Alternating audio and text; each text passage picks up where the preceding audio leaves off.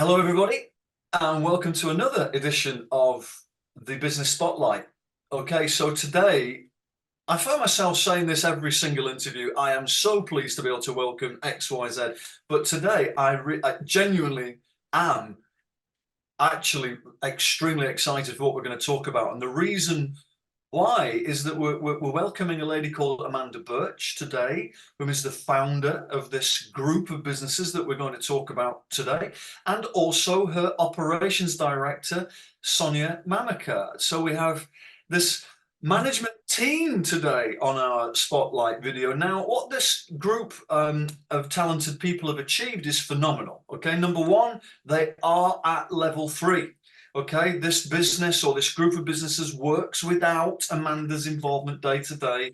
And obviously Sonia is part of the team and the structure that facilitates that. Businesses like Burch Recruitment, okay, and the website, by the way, is superb. I had a really good look at that earlier on today. And what you're saying in there is very interesting. Venture Rentals, ATA Logistics, ATA Same Day, Didcot Hire, Didcot Auto Centre, and the list goes on. I mean, I'm intrigued to find out how you're doing this, guys. So, without saying any more, let me hand over to Amanda and Sonia. Welcome to Spotlight, and thanks for joining in. Thank you. So yeah, it's been a journey, right? So I've been in logistics now for around about 20 years. Made a lot of money for other people, and back in 2021, the person that I was working for said they didn't want to continue with the business. I was at the time 4 months pregnant with my second child, and was like, okay, I'm going to set up the finance and basically take it all over.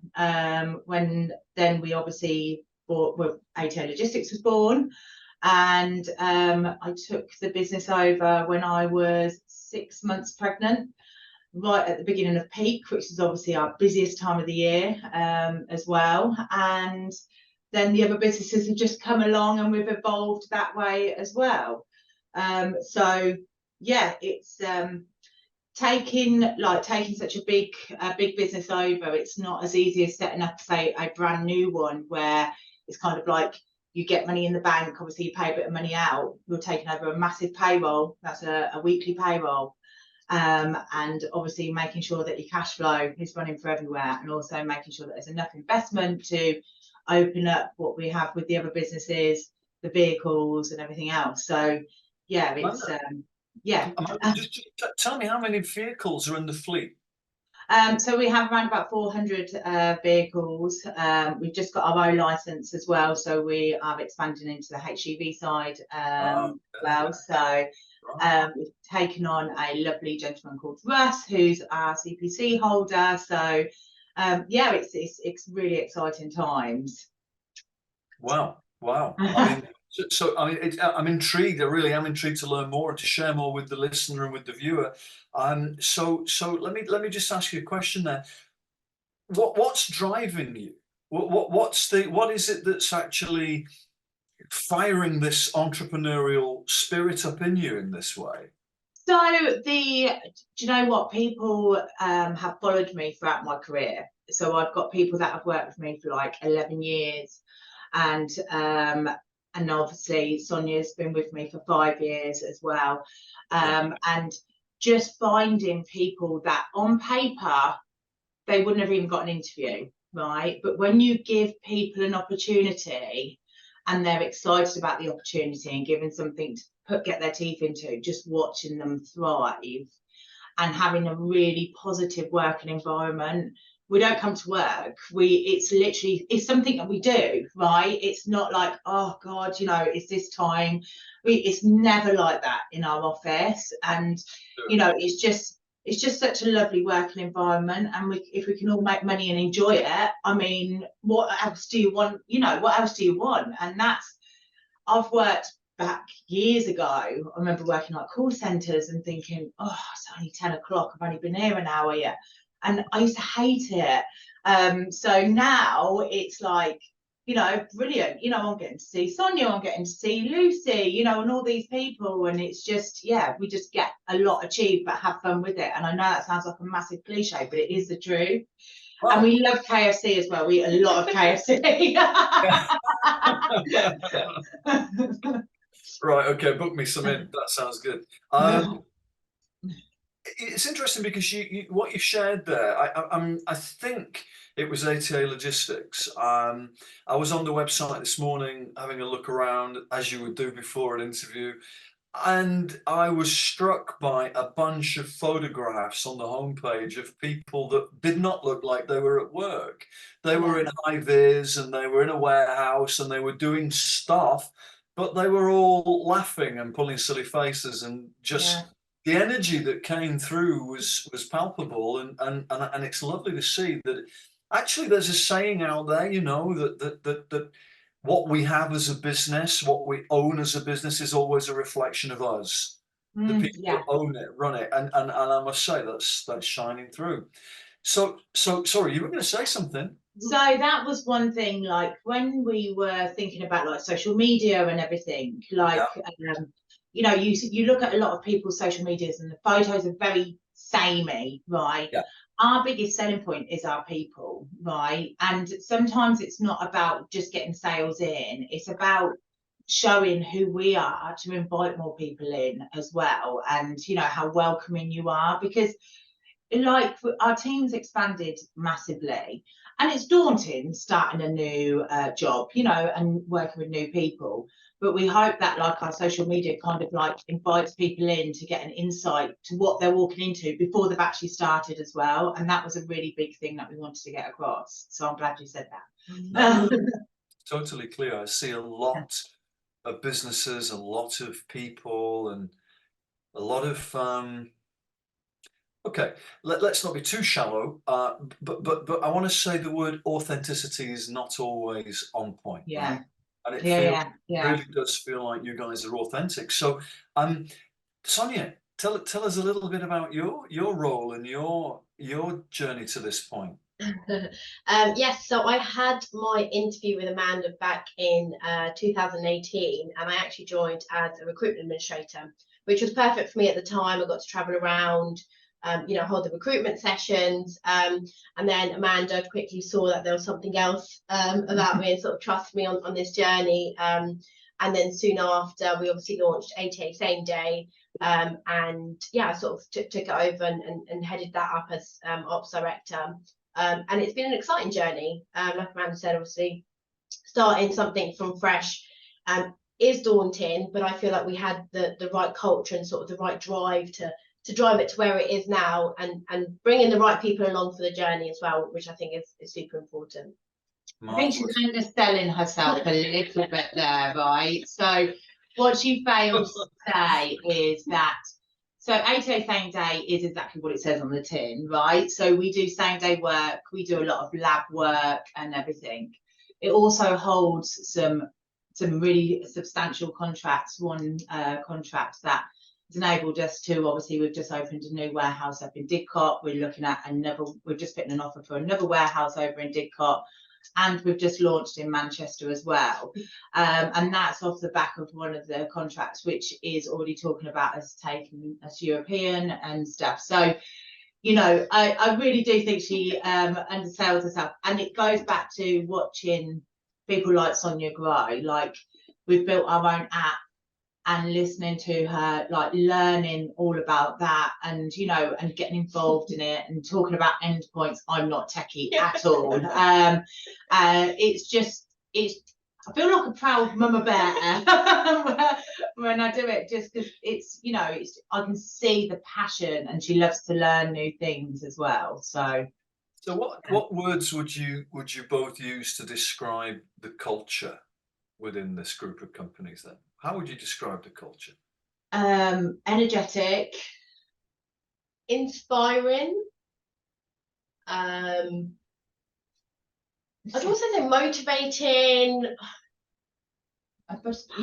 positive, passionate. And there's loads of just positive in general. I feel like we hear so often that I love coming to work, I really enjoy doing what I'm doing, and that's great because it really resonates, and it's like, okay, well, we are doing something right. And if it's a happy environment, you get the best out of people ultimately. So yeah. And that's one thing that we had our first AGM yesterday, with heads of businesses and heads of department. And it's making sure that that culture goes down, because it's okay if it's just at the top, but it's making sure that it's obviously mirrored across. So things like regular meetings, people seeing us on a regular basis. So I'll just pop into any of the businesses at any time as well and just go, okay, I'm working from here today. And I feel like that has just a positive impact, because there's so many businesses out there that don't know who owns them, don't see their managers and stuff, and it gives everyone, well, if Amanda's going to do that, then I'll do it, and I'll put that extra effort in as well. So yeah, Inclusion, right? Feeling of inclusion. Yeah. Yeah, fascinating. So excuse me, we're in business to create a outcome. So that outcome can form many different forms and if you like, shapes and scales. What are you guys in business for? What's your purpose? What's your why? So for myself personally, this was never going to be my journey. I was told ages ago that I couldn't have children. So I was living my life very much as, do you know what, work, earn money, go abroad, do traveling, never own a house and everything. I have 2 boys now, which completely changes your perspective on things. I want them to not have the same challenges as me. I don't want that, but I also want them to know, the value of things, but know that hard work achieves good things as well. And and I hope that comes across. So for me, running the business how I do, it kind of sets something up if they want it in the future as well. And that's kind of my drive to make it a success. And they go, my mum done that. Yeah. Fascinating. And you, man? Yeah, I for me, I think obviously it's to provide a service, and Amanda always says we never want to be the biggest, but we'll be the best. And I think that's sort of what we've always got in the back of our mind. But alongside providing the services that we do, it's enabled us to do a lot alongside. So we do a lot of charitable work, also obviously engaging a lot of people in work that they feel comfortable doing and can thrive in. So I feel there's a lot that sort of goes alongside that the business has enabled us to do, which sort of work hand in hand and help us achieve our overall goal.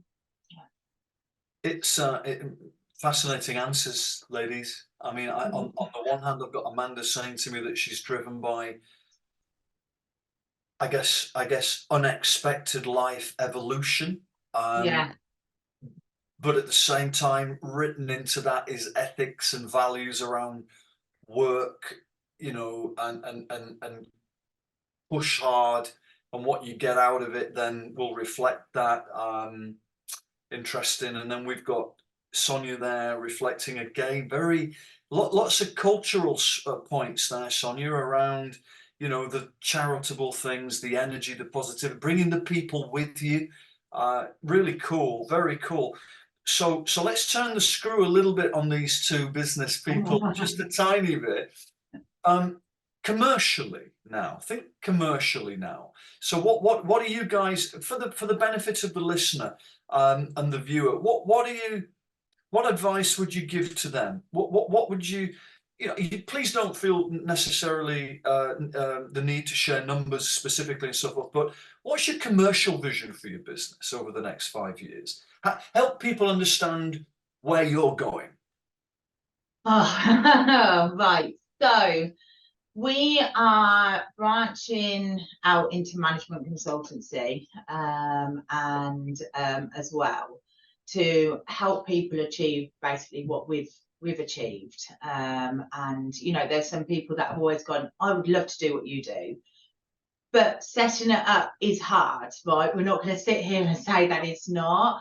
So just kind of holding their hand and saying that, when it's really dark, that there is light at the end of the tunnel, and that's one thing with someone that we're doing actually over in Dubai later in this year. So that's really interesting. It's a completely new thing that we're going to do in the business. Yeah, that's totally. For the logistics side of it, we are going to go European, and like we said, obviously on the HGV, the middle mile, we do a lot of end mile delivery, and we've just started the first mile. So for the listeners, I'll explain the end mile. So end miles when I go and deliver to your house, right? So I'll pick it up from a central hub and then I'll go and deliver it to your house. The first mile is obviously collecting from a merchant and bringing it into our warehouse, where middle mile will collect from our warehouse. We're looking to build a network over the next 5 years that basically does A, B, and C, right? And kind of cutting out the middleman, but full accountability, right? So there's a lot of people in the industry at the moment this is a box, we don't deviate outside that box. This is what we do, no deviation. And this is why we've managed to get one of the contracts that we have, because we're a box, but we can bend a little bit here and bend a little bit there. And accountability is key. People want their parcels, right? And lost parcels they happen all the while, unfortunately, right? But one of the most frustrating things for a customer is, where was the last scan? I haven't seen anything, right? So we're going back to basics and making sure that there's scan and trigger points everywhere. So there's just a full accountability of that parcel from when it's been picked up from the merchant to actually when it gets to your house as well. So great vision. I hear that, I see that, and it's interesting to understand that some people will argue their business plan needs to be, well, we're going to specialize on A, or we'll specialize in B or C, but you guys are going ABC, right? So there's ambition there, get that, and there's also scale. I was hearing scale because there's Europe and there's other things. Fascinating. So again, for the benefit of people listening, how are you guys planning? What methodologies do you use to create? So you had an AGM yesterday, you've got all your heads of business together. I'm assuming that's perhaps, January, beginning of a new calendar year. Let's reset, let's focus. Explain to us how you're actually building your plan that will say, okay, this is where we are, this is where we're going. The gap in the middle is the plan. We know that it won't survive first contact with the enemy. It'll need to detour all over the place. Just tell us how you're doing that. White papers are brilliant for things like this, right? Let's write a scope, then let's write a process on how we're going to let's get some costings down and put it all on a paper. Then we look to whether it's actually is it financially viable? Is it worth our time to do it? And also white papers are great to refer back to, right? So you can actually go back in an AGM and go, these are all of our white papers, and this is what we've achieved from the white papers that we've written. We love a whiteboarding session. We love a whiteboarding session. So the offices are open plan. So I've got my own office, but everyone else is open plan as well. So I'll just go out with an idea and then we just have a conversation about it, right? And I've got a massive whiteboard in my office here, and we just write down ideas. And I feel like sometimes you just be sitting there and go, I wonder if we could do that. And it's just asking people's opinion and kind of like working out a workflow. We make sure regular one-to-ones happen as well, because we have some home workers and we have obviously people that work in the office. And COVID for us, obviously, as you can imagine, COVID was crazy, right? It was like Christmas every single day, but without the presents.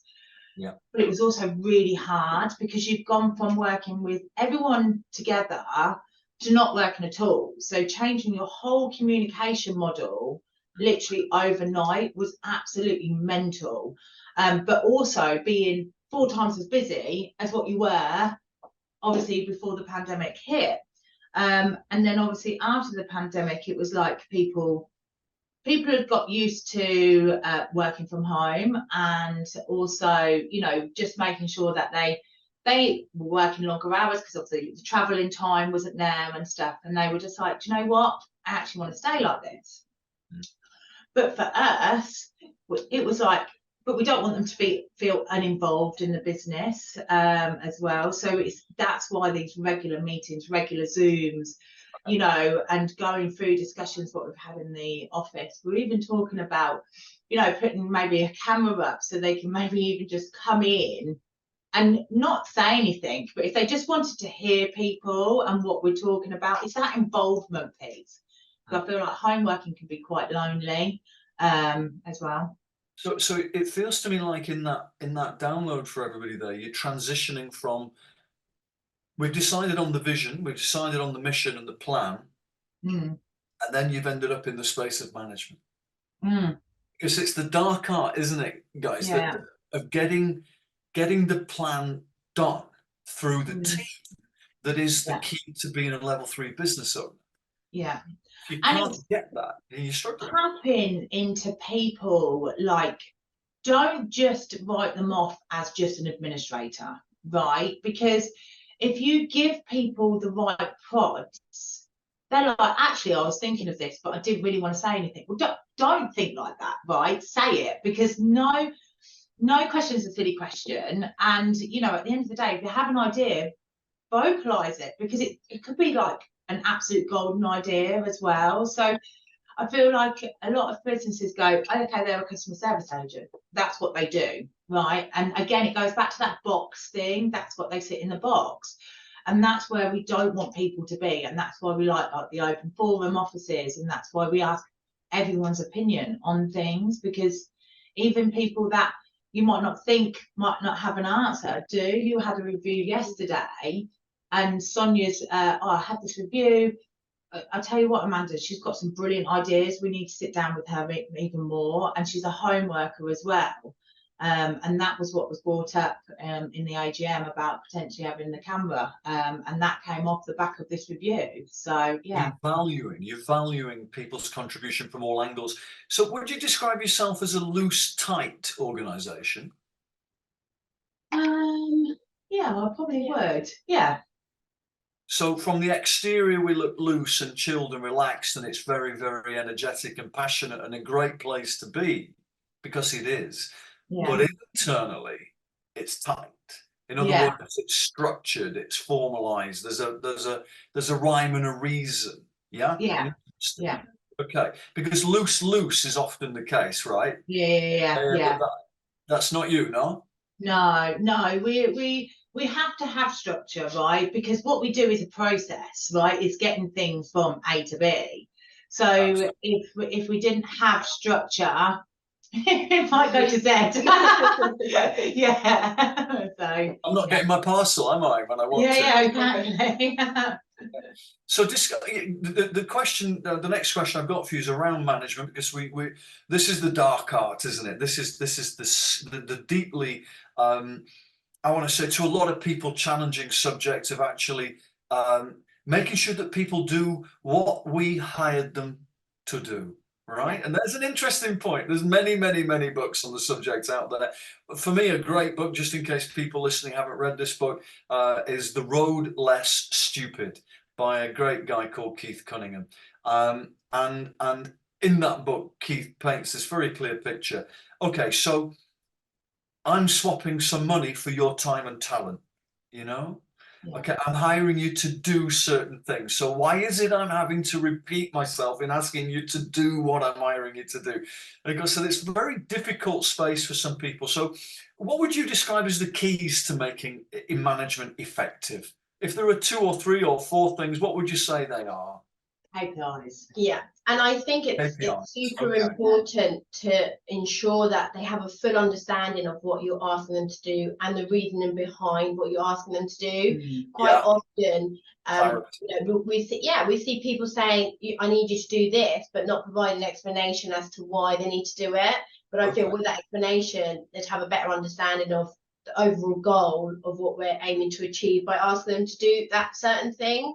So I think that is quite important, and then also just regularly reviewing and not shutting someone down for not doing what they're doing, but understanding why they're not doing it. So I think that's quite important. Yeah, it's making sure that, you know, a job spec KPIs are great, but when you sit down, you have it in front of you, right? This is a job spec. Yeah, but actually I'm doing this and this. That's not on the job spec. So it's affecting this and this. And then it's kind of like making sure you tweak it as well, because the business is evolving and people, you know, they get excited about new projects and stuff. And sometimes they just come along on a certain project and then you're like, oh, okay, they're doing this, you know, they've come along for it as well. So it's making sure, you know, and they write some of their KPIs as well. So not just us going, you know, this is, yeah, no, that's, you know, what KPIs would you put in for yourself? Okay, So, and it's, you know, it could be anything silly, like from just making sure that emails are responded within an hour, or obviously we recruit a lot of drivers, making sure that all ad responses responded to within an hour as well.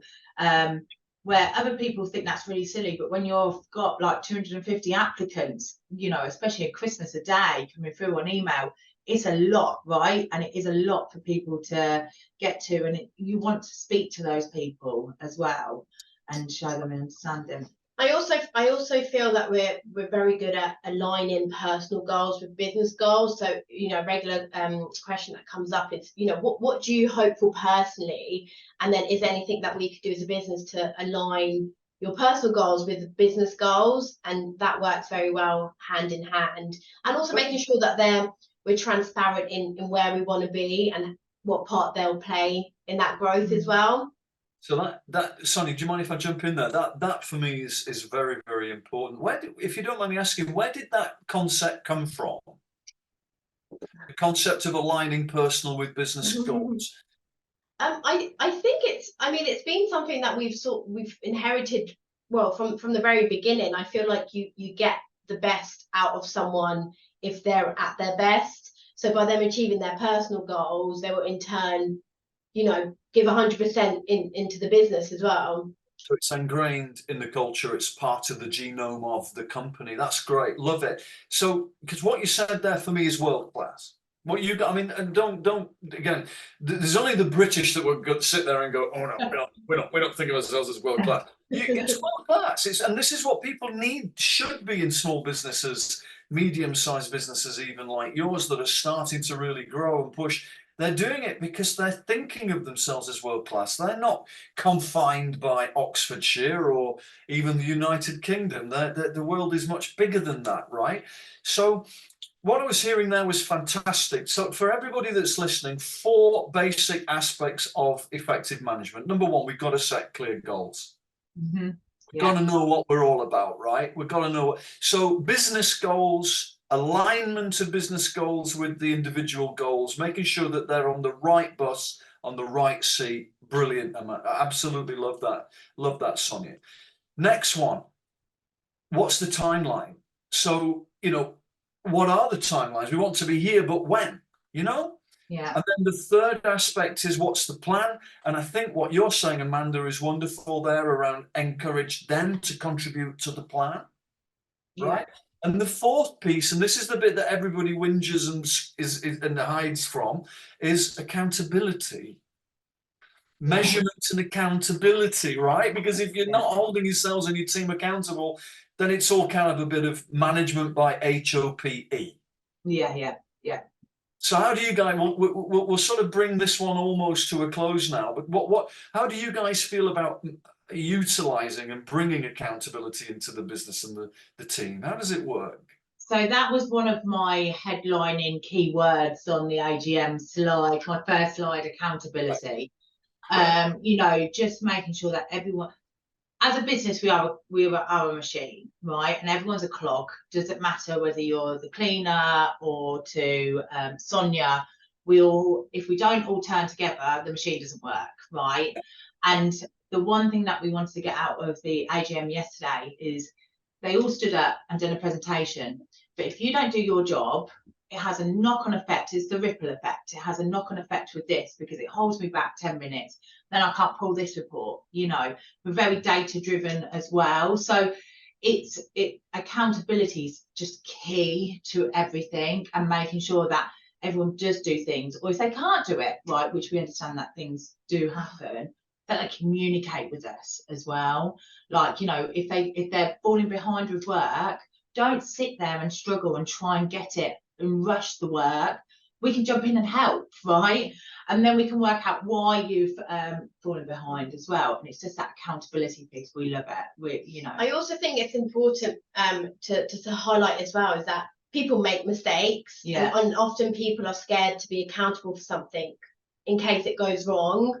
But it's okay for it to go wrong as long as you rectify it and make sure that it doesn't happen again. So I feel like that's something that we're very transparent with, is, you know, you have to make mistakes to learn from them. So let's be more accountable, make those decisions. If they work, brilliant. If they don't work, let's have another whiteboarding session to decide how we'll make it work next time. So I think that's sort of works hand in hand with accountability. Yeah, for sure. Perhaps it's fair to say, Sonia, that if your team don't have the autonomy and the responsibility to make mistakes, then, forgive me, perhaps it could be viewed that you're not actually creating enough of a what's the word? Let's use the word perturbation. You're not creating enough perturbation around people. In other words, they won't grow, they won't be stretched, they won't fail. Failure is a part of winning, right? You don't get without you fail. It's clear. So what a really interesting story. So I've got the operations director. Now, Amanda, what's your title? CEO. Now, I don't like title. I hate titles. I always think, like, you know, I will go if I'm in the office and the toilet needs cleaning, I'll clean the toilet. Right? It's million percent. Yeah. Let me jump into your thoughts. Hold on one second. Yeah. The reason why I asked you the question, and that is that I encourage people, even if they are running a 2-person, 3-person salon down on the high street, you should be the CEO of your own business, because that is the person that has the vision, the inspirational responsibility. They see themselves in that role, therefore the business feels that. So I think the fact that that is your role is a wonderful thing.